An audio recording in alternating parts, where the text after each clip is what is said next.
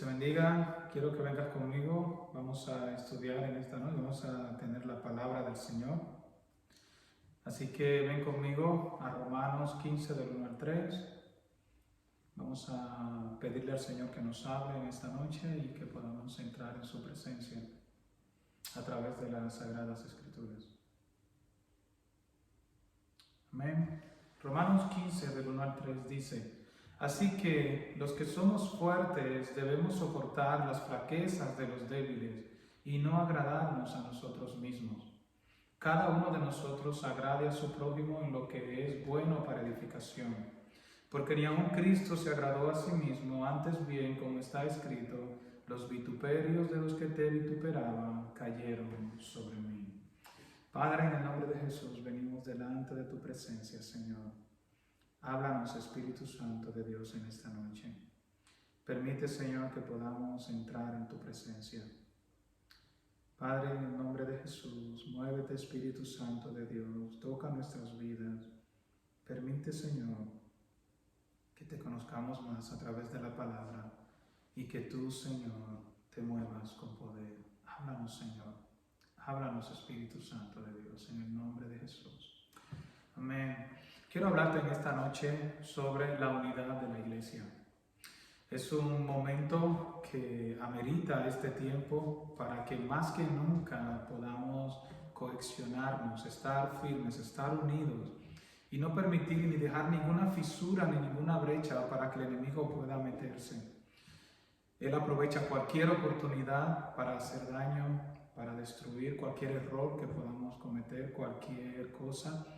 Y más que nunca es un tiempo donde debemos de unirnos, tanto en oración como también creyendo que el Señor va a restaurar y va a mantener su iglesia firme y una iglesia poderosa en el Señor. Pablo está tratando aquí en los versículos que hemos leído en Romanos 15 del 1 al 3, el tema que todos conocemos, el tema sobre los fuertes y los débiles. ¿Y por qué Pablo comienza el capítulo 15 tocando, resumiendo, ya trayendo una conclusión sobre todo lo que había tratado en el 14? Está tratando de resumir y de decir de que así como Cristo no se agradó a sí mismo, llegando hasta la cruz, pues asimismo nosotros debemos de buscar agradar a nuestro prójimo y de permanecer en esa humildad y en esa forma de no buscar nuestro propio beneficio, sino el de la iglesia, el del cuerpo de Cristo, que estamos tú y yo ahí dentro, porque cuando bendecimos a nuestros hermanos, nosotros somos bendecidos también y el cuerpo de Cristo avanza. Hoy en día necesitamos fortalecernos, necesitamos unirnos y creer que Dios es un Dios todopoderoso y que no hay nada que se pueda escapar de sus manos. Algunos tienen la capacidad de poder hacer o permitir algunas prácticas o hacer cosas que algún hermano no puede hacer. Muchas de las diferencias que vienen dentro de la iglesia vienen por esto, vienen por lo que entendemos que un hermano o no debe de hacer. Y no se está tratando aquí el tema de lo que es pecado, de lo que la Biblia claramente, Pablo no está hablando de cosas de pecado, Pablo trata el tema muy claramente en Romanos capítulo 6, donde habla de que pecaremos porque la gracia abunda en ninguna manera. Se está refiriendo a cosas del trato, del día a día, del choque dentro de la iglesia, del caminar, del roce entre los hermanos, de asuntos de por qué sí, por qué no, y por qué lo hace y por qué no lo hace. Se está refiriendo a veces a la capacidad, como dice también algunas traducciones, del que es capaz y el que no es capaz de hacer algunas cosas. Y a veces nosotros decimos por qué, o por qué sí, o por qué no. ¿Por qué esto camina de esta forma o no lo es? Y la Biblia está diciendo muy clara de que no busquemos en ese momento cuando un hermano da un paso o cuando deja de darlo, de que nosotros podamos juzgar o acusar para traer disensión dentro de la iglesia, sino más bien de que podamos tomar una actitud donde amemos a nuestro hermano.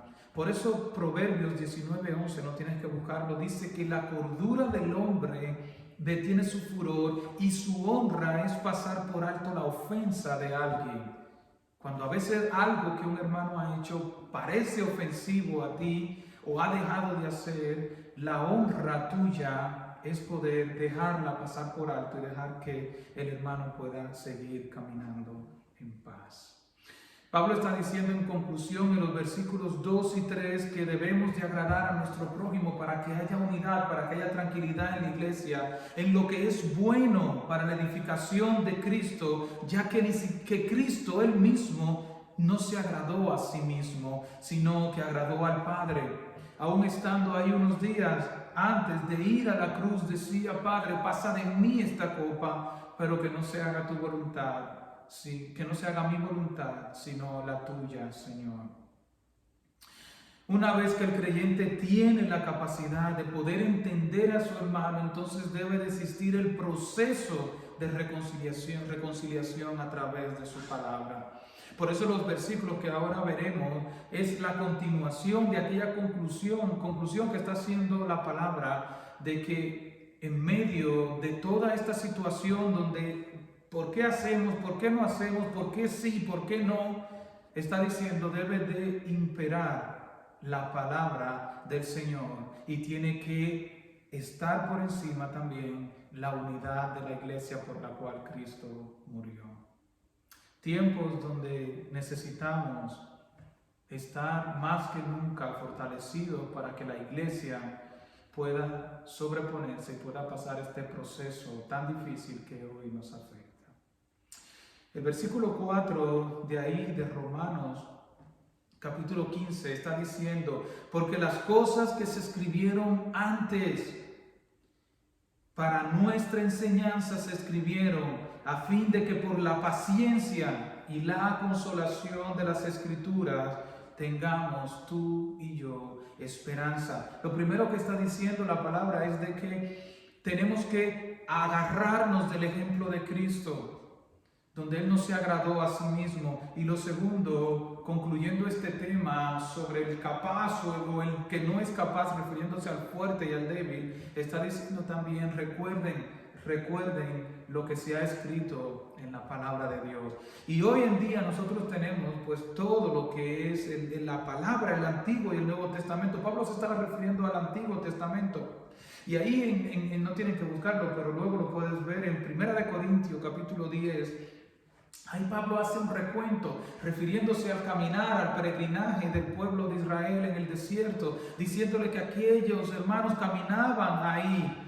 Y dice de que Cristo le acompañaba y bebían de la roca y del agua porque Cristo le acompañaba. Pero dice: hermanos, estas cosas se escribieron para que nosotros no cometamos el mismo error y que la desunión, la queja, pues destruya o tronche el ministerio o el camino, pueda destruir o cortar el camino hacia el peregrinaje, hacia la vida eterna. Por eso Pablo y la palabra aquí está diciendo que esa enseñanza se escribieron para que a través de la paciencia y de la consolación, entonces, de las Escrituras, nosotros tengamos una esperanza gloriosa en Cristo Jesús. Las cosas que se escribieron antes se escribieron para nuestra enseñanza. Cuidado con olvidar las Escrituras. Cuidado, porque es la palabra de Dios. Y esta palabra dice que tenía que formarse dos cosas en nuestras vidas.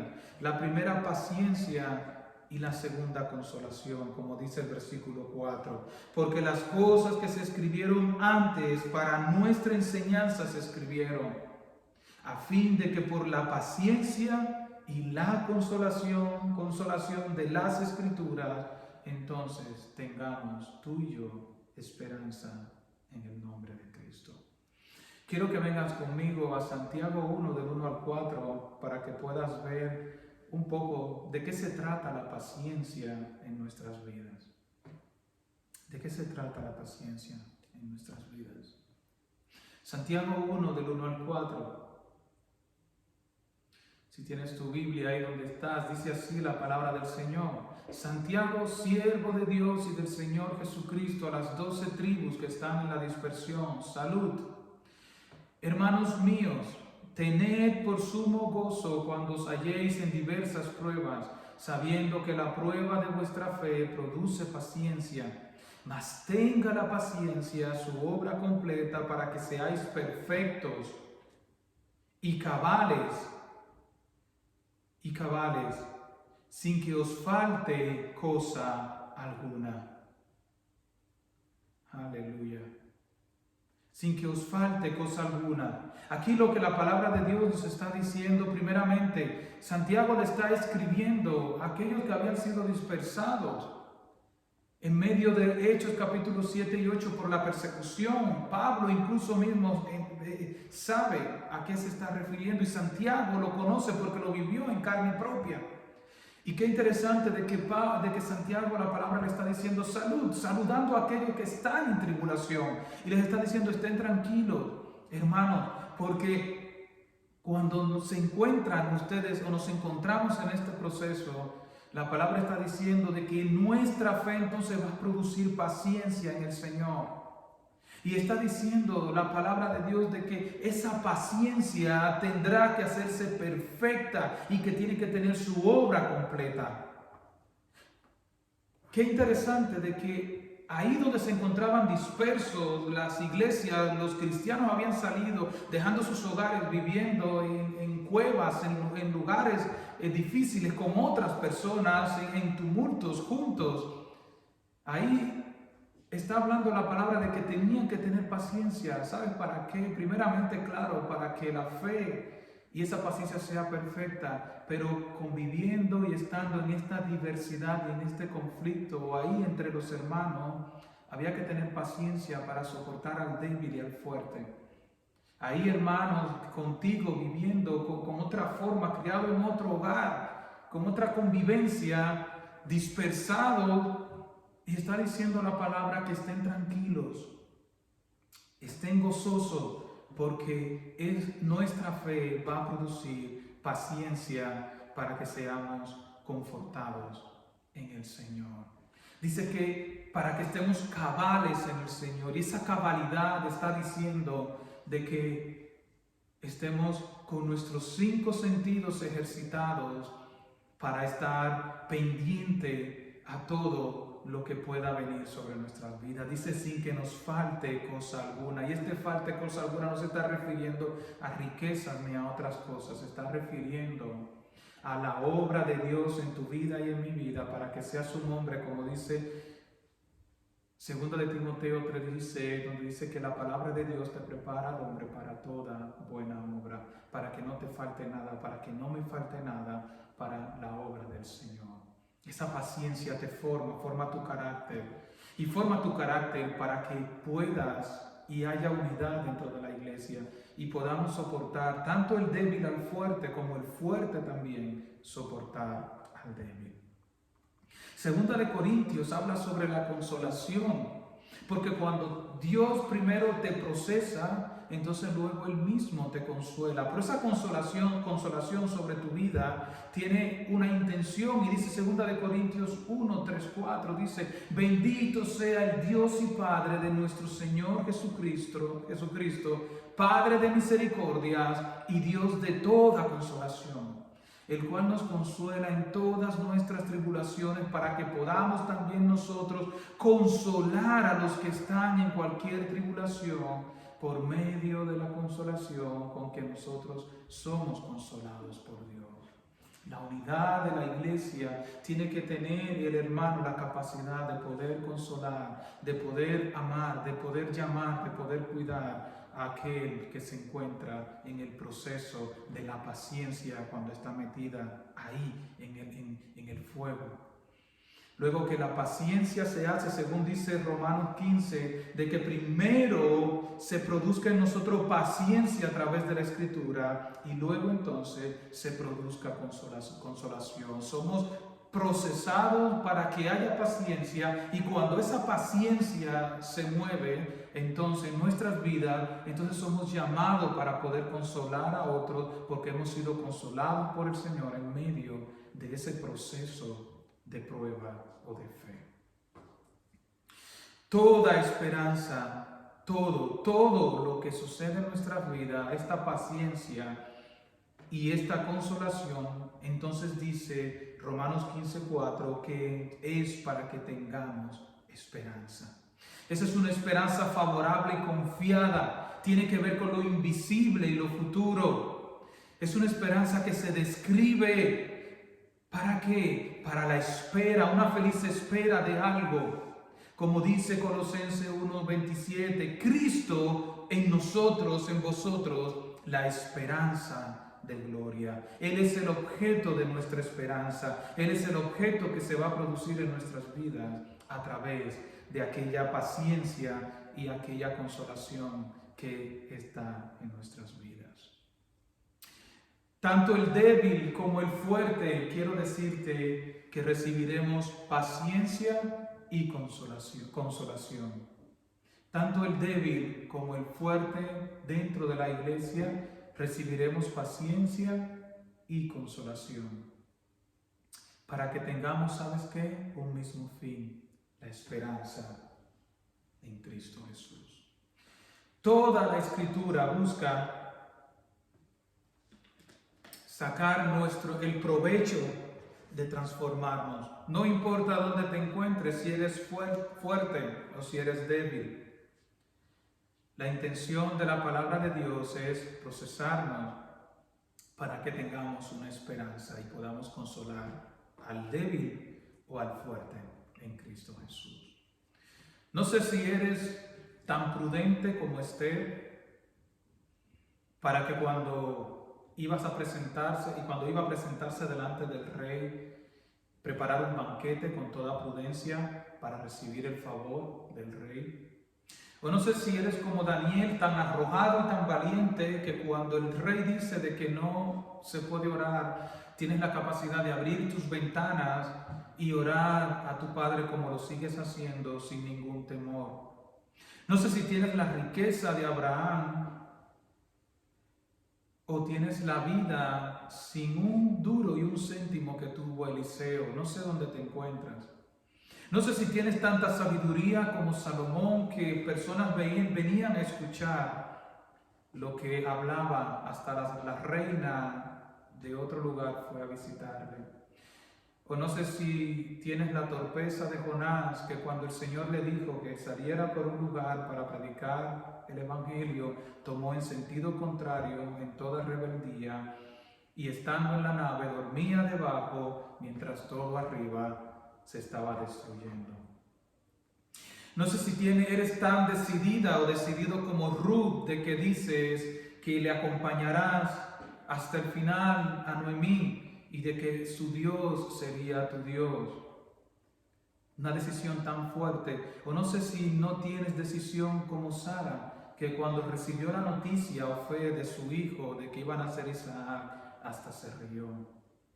Quizás eres llorón como Jeremías, donde te quebrantas delante del Señor.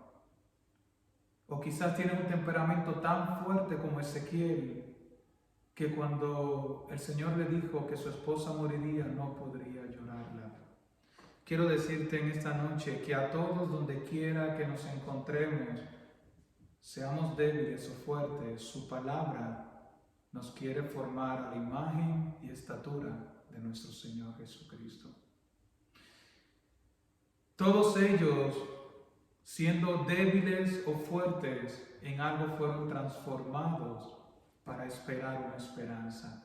Tanto todo lo que te he mencionado, como tu vida y mi vida, la intención de la Escritura es que podamos recibir una esperanza. Por eso Hebreos 11, del 8 al 10, quiero que venga conmigo y lo busque. Hebreos 11, del 8 al 10 dice: por la fe Abraham, siendo llamado, obedeció para salir al lugar que había de recibir como herencia, y salió sin saber a dónde iba. Por la fe habitó como extranjero en la tierra prometida, como en tierra ajena, morando en tiendas con Isaac y Jacob, coherederos de la misma promesa. ¿Por qué? Porque esperaba, como tú y yo esperamos, la ciudad que tiene fundamentos, cuyo arquitecto y constructor es nuestro Dios. El otro día escuché una historia que me llamó mucho la atención y dice que el presidente Roosevelt en su tiempo, cuando iba de cacería en los años que fue presidente, pues tomó un barco para salir. Y cuando venía de regreso, venía un misionero también en el barco conjuntamente con él. Y dice que este misionero pues hablaba, le preguntó dónde usted viene, le digo yo vengo de cazar de otro lugar. Y él dijo, soy misionero en la India, le dijo el misionero. Y cuando el barco se iba acercando se dio cuenta de que habían cantidades de personas esperando al presidente Roosevelt. Y esto le indignó, le hizo sentir mal a aquel misionero. Y dijo, la verdad que la vida es irónica, porque yo vengo de predicar el evangelio, de arriesgar mi vida predicando en otras tierras, y nadie viene a recibirme, nadie fue a recibirle. Sin embargo, alguien que viene de cacería o de pasar un buen tiempo, está lleno el puerto esperándole. Pero el Señor le dijo algo muy fuerte en ese momento, le dijo, mi hijo, Él ha llegado a casa, tú todavía no has llegado a casa. Así que el día que llegues te estaremos esperando. Y así es, así es, así es. Quizás aquí no haya muchas personas esperándote porque tú tienes otra casa, tienes una patria celestial donde te esperan así como estos hombres. Así como dice el versículo 4 de Romanos 15, para que tengamos una esperanza. El día que estemos ahí, seguro que esa gran nube de testigos estarán esperándonos. Dice el versículo 5, ya voy terminando, pero el Dios de la paciencia y de la consolación, versículos 5 al 7, os dé entre vosotros un mismo sentir según Cristo Jesús, para que unánimes a una voz glorifiquéis al Dios y Padre de nuestro Señor Jesucristo. Por tanto, recibíos los unos a los otros, como también Cristo nos recibió para gloria de Dios. Y aquí la palabra, y Pablo está tratando de terminar en la unidad de la iglesia. Está diciendo, pero el Dios de la paciencia, ese Dios que formó en ti y en mí la paciencia y la consolación, os dé entre vosotros un mismo sentir según Cristo Jesús. ¿Cómo es ese sentir? Dice el versículo 6, unánimes, unidos. Hay muchas veces que hablamos tengo un sentir del Señor, tengo un sentir del Señor. Pues mira, aquí hay un sentir que está clarísimo. ¿Sabe cuál es ese sentir? La unidad en Cristo Jesús. Para que estemos unidos, unánimes. Y aquí dice a una voz, el original dice sea a una misma boca. ¿Por qué? Porque entendemos de que si somos un cuerpo, glorificaremos y cantaremos juntos en un mismo sentido y con un solo corazón, el cuerpo de Cristo, adorándole, glorificando a nuestro Padre y a nuestro Señor Jesucristo.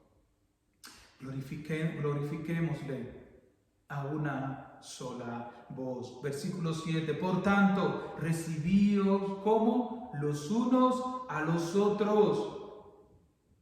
Recibid el débil al fuerte, el fuerte al débil, los unos a los otros, dice la palabra, recibámonos como también quien Cristo nos recibió para gloria de Dios. Si Cristo nos ha recibido a todos, a ti y a mí, que no lo merecíamos, creo que el sentir del Señor es que tú también puedas recibir a tu hermano. Este quizás es un tiempo donde nos podemos quejar sobre cosas que se han hecho. Quizás algunos tienen la fe fuerte para salir de sus casas, otros no la han tenido. Lo que espero de que si no tienes la fe suficiente, o que si espero, mejor dicho, espero para hacerlo en sentido positivo, espero que si tienes la fe suficiente, porque crees que el Señor te va a guardar en el trabajo, pues también tengas la fe suficiente para creer de que también Dios te va a guardar en la iglesia. Porque a veces somos débiles y somos fuertes para lo que nos conviene, tenemos que decirlo así. Pero aquí está tratando y está llamando a aquel que está convencido de alguna forma de que lo puede hacer en el Señor, porque es fuerte y siempre lo va a hacer. Y también está llamando a aquel que tiene esa debilidad de que cree y entiende de que Dios opera y obrará de esta forma, y por eso ha tomado algunas decisiones. No es un tiempo para cuestionar por qué o para qué. No es un tiempo para decir en qué te equivocaste o cómo lo debiste de hacer mejor. Es un tiempo donde debemos de recibirnos, como dice su palabra, al que cree que tiene la fe suficiente para que las cosas se hagan, como también al que entiende de que es un tiempo de mayor precaución. La iglesia se hace fuerte cuando sus miembros se hacen fuertes también en Cristo. Cuando la paciencia y la consolación en nuestras vidas se hace fuerte en cada uno de nosotros. No quiero dejar pasar este tiempo y esta prédica sin orar por nuestros pastores, por Juan María y Sareta y todo lo que en este tiempo necesitan de nuestra oración. Es un tiempo para estar unidos, es un tiempo donde nos necesitamos unos a otros, es un tiempo donde cada uno de nosotros debemos de poner a funcionar lo que el Señor nos ha dado para que juntos podamos ser edificados y la iglesia pueda crecer y ser fortalecida. Hoy habrá muchas opiniones. Somos muy buenos de dar soluciones después que hay alguna dificultad. No se trata de eso. Se trata hoy en día de que podamos recibirnos y podamos trabajar juntos. Si me permite, me gustaría orar y ahí donde estás puedes orar conmigo y decirle: Señor Jesús, venimos delante de tu presencia. Padre, oramos por Juan María y Sareta, Señor, y por todos aquellos que están enfermos en esta hora. Padre, en el nombre de Jesús, Señor, haz un milagro, Señor, de acuerdo a tu voluntad y tu propósito. Nosotros lo queremos como tus hijos lo pedimos, Señor. Nosotros creemos, Señor, que tú lo harás y que tú, Padre amado, eres soberano. Que tu voluntad se haga en el cielo como en la tierra, Señor. Pero de parte de la iglesia oramos, Señor, y te pedimos, Dios, de que tú te glorifiques en la vida de Juan María y Sareta y que tú traigas, Señor, salvación y vida eterna, Señor. Trae sanidad, Señor. Trae, Señor, glorifícate, Padre amado. Glorifícate, Señor. Glorifícate, Rey. Trae sanidad, Señor. Trae tu salvación, Señor. Ven con tu gloria, Señor. Ven con tu poder, Padre amado. Glorifícate, Señor, en las vidas de nuestros pastores, Señor. Glorifícate, Señor. Gracias, Padre. Gracias por tu presencia, Señor. Gracias, Dios. Espero que el Señor te haya hablado en esta noche y adelante, iglesia. El Señor nos espera y el Señor confía y cuenta contigo y conmigo. Dios te bendiga, iglesia.